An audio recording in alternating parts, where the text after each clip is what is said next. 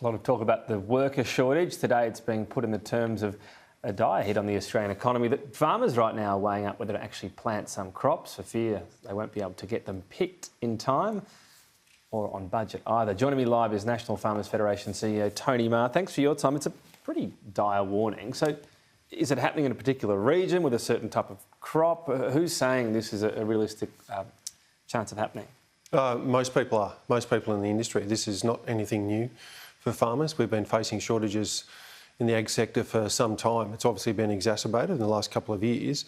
But if we don't fix this problem, if this Jobs Summit doesn't deliver real outcomes for farmers, then we'll continue to see disruptions in the food supply chain. It's as simple as that. And so how would it be fixed? You're talking in the short term migrant workers. Are there other ways to get it done? We have very low unemployment, but there are still some Australians not working out there. Yeah, so we think there'll be a range of measures, so some immediate short-term things like fixing up the visa processing time. It's just taking far too long to process visas of people wanting to come into this country and work. So delays in that process should be able to be fixed by allocation of extra resources. And we also know that there'll be some medium and long-term approaches as well. So we do need to fix up the industrial relations system. It is too complex. It is too onerous on farmers to actually employ people. And sometimes, farmers are looking for workers for 6 to 8 weeks, short periods of time, which don't often suit, the current arrangements, whether they're visa holders coming from the Pacific Islands or anywhere else. We actually have to have a recognition of the agriculture supply chain is quite complex and quite diverse. And we need a system that caters to that whole complex system. So for that worker, so is this the trickiest thing, finding the 6 to 8 week worker, that short-term worker that is needed to pick whatever crop it might be? And what's the issue when you say IR? Is it a deal where someone is just a casual for that amount of time and what the pay ends up being? What's the issue there in IR? It's the complexity of the IR system. So we actually have to get a system that makes sure that we can attract workers, keep workers, give them a career path and pay them accordingly and treat them properly, of course. But it also needs to account for the variability and the nature that is the agriculture supply chain. There's input processes, then there's a lull, then there's a harvest time, so it doesn't fit to someone working 38 hours a week. They have to work hard during the harvest period, they have to work hard during the planting time, so there is a cycle to the agriculture sector and the current system doesn't allow for that. It'd be tough for the workers. What do they do in all those down periods you talk about, generally speaking? Well, I mean, that goes for some crops, for horticulture, for example, and there's other areas like dairy or livestock that, need people all the way through the year. So it's not necessarily a cycle for those sectors. But that's the point, right? There is a whole range of diverse jobs in agriculture that the current system doesn't necessarily apply for. And likewise for a migration system. We have to actually get more migrants into this country to do the work. Have always loved the opportunity to get domestic workers in here. The facts point to the case that we are unable to get domestic workers to do some of these jobs in agriculture for a whole range of reasons, because of the cyclical nature, because of the location.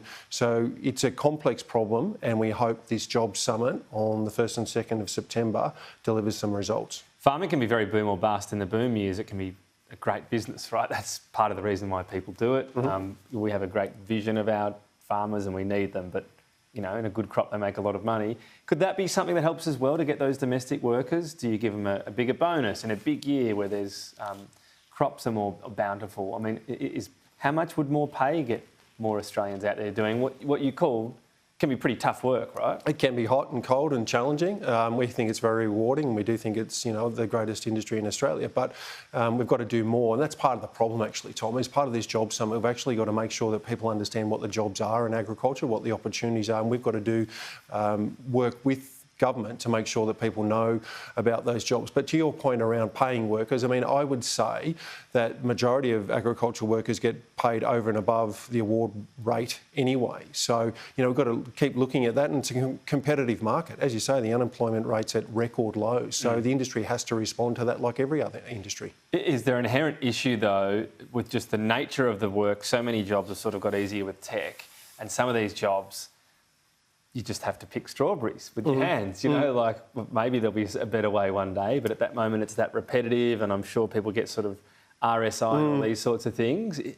Is that the tricky part to this, that if they look at any other job, it might have got a bit easier, but this work's still pretty tough? Yes and no. There are definitely the jobs, picking oranges or picking mangoes and things that, it's hard manual labour at times.